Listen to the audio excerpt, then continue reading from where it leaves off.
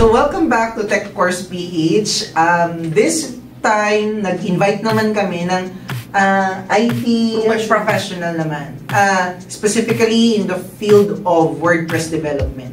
So itong in-invite namin na guest is personally nakilala namin ni Sir Mon kasi kasama namin siya sa trabaho. And we believe na yung experience niya will give inspiration dun sa mga students or mga fresh graduates na gusto rin na maging WordPress developer katulad nung invited natin na guest. And I believe yung kanyang experience ay malaking tulong pag nakita ninyo at kung paano siya mag-grow in the field of information technology. Kaya without further ado, let's start.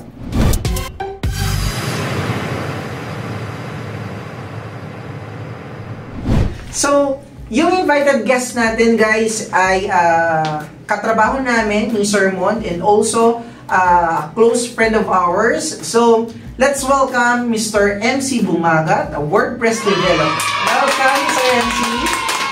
Thank you for joining our video kasi we believe na yung experience mo sa information technology sa ating industry ay makakapagbigay inspiration dun sa mga aspiring din na maging IT professional someday. So, can you give us your background?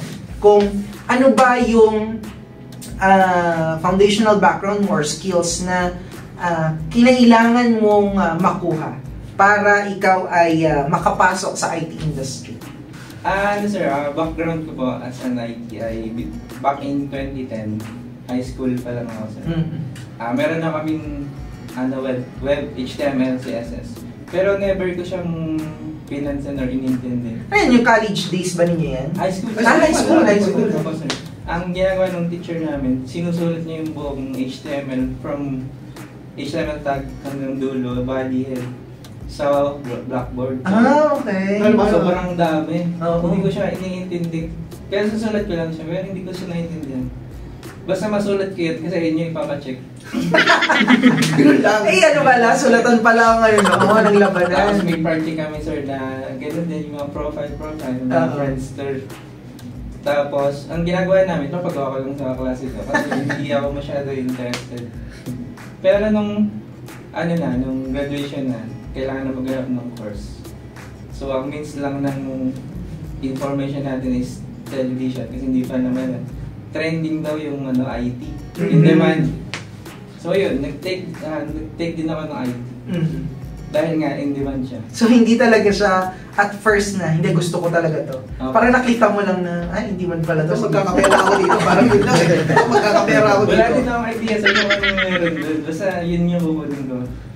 So yun, nakita ko yung STI, BSI. Noong una, gusto ko engineer pala.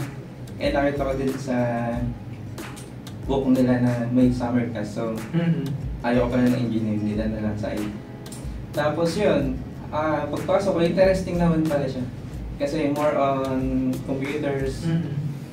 2010, hindi pa din ako masyado nag-computer. Noon pa lang, nung pagpasok ko ng college. Tapos, depende din sa instructor kung paano ka magiging well-equipped sa course. So, magaling. So, lucky siguro ako kasi yung mga instructor ko is magagaling sila. Tapos nasa kanila yung drive na, ida-drive ka din nila para matutunan. Correct. Yan, tapos, ang ginawa ng instructor namin, nagsulat siya sa blackboard, sa whiteboard, ng code na hello world. Hello world lang, sir. Pinaka-basic programming. Kaya parang first program na kailangan i-develop ng hello world. So, i-type nyo to, pinali sa notepad pa lang. Tapos i-run. Pagka-run, sino-sino daw yung mga lumabas yung hello world. So, kakaunti lang kami, sir.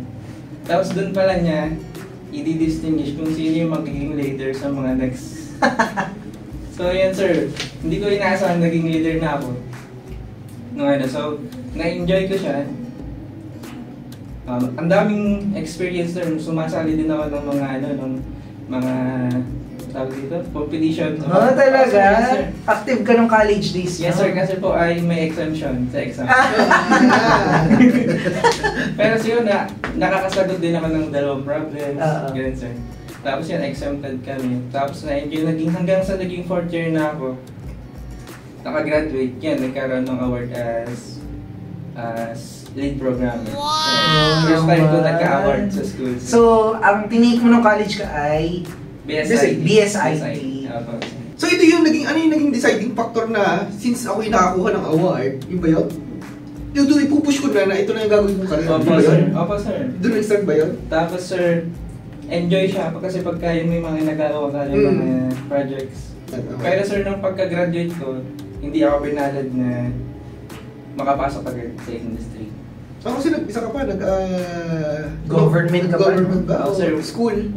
Almost 1 year ako, sir, na walang work. Ayun siguro, sir, yung minsan na mahirap sa atin. Kasi meron tayong mga kalaban na mas mataas ang competition kasi. Kasi nga, ang daming estudyante. Iyon, sir. So, paano ka pala nakapasok sa IT industry? Kasi parang, sabi mo nga, 1 year ka na wala bang work? Or iba ang work? Hindi align sa natapos mo? Paano ba nangyari to? Nagkaroon ako, sir, ng work kasi napagod ako, parang sabi ko, parang hindi para sa akin tong IT na to. So nag-work ako, sir, as office staff sa BIR, as contractual. Pero one time, sir, nagkaroon ako ng project as web app developer. Kasi nag-raise yung head na kailangan doon nila gumawa ng ganitong system. Marunong ako nun, sir, na ano ko sa school. Kasi nga, ako nag-lead nung namin thesis project. So, nag-raise ako ng head, marunong ako. Kinausap ako ng mga regulars para mag-build ng app. So, natapos ko siya, sir. Tapos, habang dinedevelop ko siya, pinull out ako sa school, sa office, sa room namin, sa office namin. Para isama ako dun sa mga regular. Tapos doon ako gagawa. Kasi yung mga regular dun ay, ito parang tuturo ko sa kanya. Correct. Di since na-pull out ako, sir, dalawa yung ginawa ko. Gumawa din ako ng chat system para makausap yung mga ka-work ko dun sa... Kaya tawa ako ng tawa. Yun, sir, yung naging experience ko nung nasa BIR ako. And then, napalipat ka na sa? And then sabi ko, parang gusto ko nang bumalik sa IT industry, sa try college. Gusto kong i-try din. And then yun, nakapasok ako sa FCA as IT staff. Tapos in 6 months yun, sir, naging IT head naman din po ako sa sa FCA. And then after that, after maging IT head ka, nagpatuloy pa rin siya sa industry. And then, naging ano ka naman? Naging WordPress developer na kasi. Dito po. Nung nasa FCA pa ako, meron akong mga task na website related. So, WordPress pala yun. Hindi ko pa siya alam ng dati. So, nagkaroon ng WordPress developer hiring sa FBS. So, naglakas loob ako na i-try. Tapos yun, pinalad naman na makapasok sa. Okay. So ano naman yung pwede bang maging i-describe mo kung ano yung mismong ginagawa mo as a WordPress developer? Madami, sir, nung ano pa din ako, parang dinadowngrade nila yung WordPress. Sabi, drag and drop. Yun pala, pag sinabi nila yun, hindi ibig sabihin, hindi nila alam yung WordPress. Hindi nila alam na hindi lang yun. So ano siya, content management, sir. And then meron siyang PHP na ginagamit, HTML. Ano siya pwede siyang gumawa ng web app, sir. WordPress. Sobrang lawak niya, pwede din gumawa ng plugins para ma-extend yung website ng ating mga clients. Yan, sir. Kasi baka ang alam nung iba as a WordPress developer is yung sa maintenance na lang. Yung meron ka ng website na WordPress and then maglalagay ka na lang ng content, kasi meron ng templated kasi na mga lumalabas. But yung ginagawa kasi ni Sir MC is Siya yung nagawa ng template. Siya yung nagawa ng template na gagamitin ng iba para mabuo yung website. So, medyo in a deeper level ng development yung ginagawa ni Sir MC. Hindi siya yung sa maintenance kasi. Kasi ginagawa yung bawat file ng mga templates from scratch. Na marami. Kasi Sermon is also a WordPress developer, di ba? So, medyo matarbaho siya sa templating. Kasi madaming template ang ginagamit kung ano yung needs nung palabasin. So madaming nagbabago. So para magawa yung click and drag, so madaming pinagdaan ng process yun. Correct. Plug-in lang naman yung sa akin nagagawa ng plugin. At saka sir, hindi ka pwedeng mag-drag and drop kung hindi mo alam yung HTML, CSS. Tama. Kasi yun yung name na kailangan Tama. Ayan sir. Meron bang, halimbawa, merong mga students ngayon na aspiring din na maging WordPress developer. Meron bang kailangan na matutunan or ano yung mga kailangan muna nilang prerequisite para ito palang kailangan kong aralin. Gusto kong maging katulad din ni Sir MC, ito pala yung kailangan kong munang aralin, malaman, para maging ganun, para magkaroon ng foundation sa pagiging WordPress developer. So, step 1. Correct. Step 1. Step 1 sir, kailangan talaga nila malaman yung basic HTML, CSS. Number 1. Kasi hindi sila makagawa ng template na wala silang background sa basic. Kasi ayun yung bubuo maging front end ng ating team. And then, kailangan din nila ng PHP. Kasi si WordPress is PHP based siya sa ginagamit. Then, konting JavaScript kailangan nilang aralin. Tapos, kailangan nilang talagang i-answer, ma-involve. Kailangan nilang maghanap ng project na meron ganyan. Kasi, hindi lang yung solo na self-study lang. Kasi walang problem na walang problem na walang ma-encounter. Kasi yung pagka na-expose ka na dun sa totoong WordPress na gawain, dun mo malalaman kung ano yung mga kailangan gawin. Yung sa mga actual project. Kasi every project kasi may iba't ibang Yung mga client ka ba? Iba't ibang request yun Opo, iba't ibang request. Iba't ibang scope. Yan sir. So kailangan nilang maging exposed at practice pa rin, practice. Kasi yung nagawa nila ng project sa una, ayun yung una mo practice. Sunod, sa pangalawa, nagawa mo na dito, may bago dito, may bagong kailangan dito, hanggang sa dumami yung mga nalalaman mo. Pagdating dito sa dulo, meron pa rin, may problem pa rin. So yun, tuloy-tuloy pa rin kasi ang industry kasi natin is pabago-bago siya. Correct. Nag-i-evolve pati siya, di ba? At saka yung idea na pag nakita siguro nung especially yung mga students na ay, ganito pala yung ginagawa ni Sir MC. Parang nakakatakot. Parang ang hirap maging ganon. Bago naman naging WordPress developer si Sir MC, yung mga binanggit niya kanina, pinagdaanan niya yun. Inaral niya yung mga basic, HTML, ano pa ba bukod sa mga HTML, mga bagong technology na pwede niyang magamit, alamin kung ano ba yung specific na tool na may encounter ninyo dun sa chosen field ninyo, and don't hesitate to ask for mentorship. Kasi sa Sir MC, bago siya naging WordPress developer, monitor muna siya ni Sermon. Kasi Sermon is also a WordPress developer. We take advantage ng mga tao na makakatulong sa atin, no? Kasi yung experience na nangyari kay Sermon is na i-transfer niya rin kay Sir MC, kaya naging successful WordPress developer na rin siya ngayon. So, maraming kailangan ding i-consider, no? Maraming kailangan tayong aralin. And sabi nga ni Sir MC, practice. Malaking tulong yung pagpa-practice. And kapag nasa industry na kayo, mas matututo pa kayo kasi actual na yung ginagawa ninyo di ba? Kaya siguro yung mga, kung gusto nyo talaga maging WordPress developer, habang estudyante pa lang kayo, di ba merong subject na web development? Malaking tulong yun, nandun kayo makapag-start na alamin niyo yung mga basic na dapat nyong malaman kasi pagpasok nyo ng industry, pag minsan naman doon pa talaga natin nalalaman sa industry eh. No? Pag nakapasok na tayo, doon na tayo na-expose, doon na tayo nag-start matuto. Hindi ko to naaral before pero dito ko natutunan. Yung mga diskarte ba? Correct. Industry practices, pag sa school mo kasi ginawa, parang hindi siya yung parang may mas madaling way dito. Madidiscover mo na yung habang nagagawa sa mismong industry kasi syempre may mga kilala ka, yung mga office mate mo na hindi, may mas madaling way. Yun na, sinensure sa'yo. So, yun. Saka yung standard. Siyempre magkakaroon ka ng standard na hindi siya katulad ng sa school na basta gumaan na hindi na alam, ang laki pala ng picture. So, bawal yun, di ba? So, sa standard ng industry at standard ng school, magkaiba. So, yun.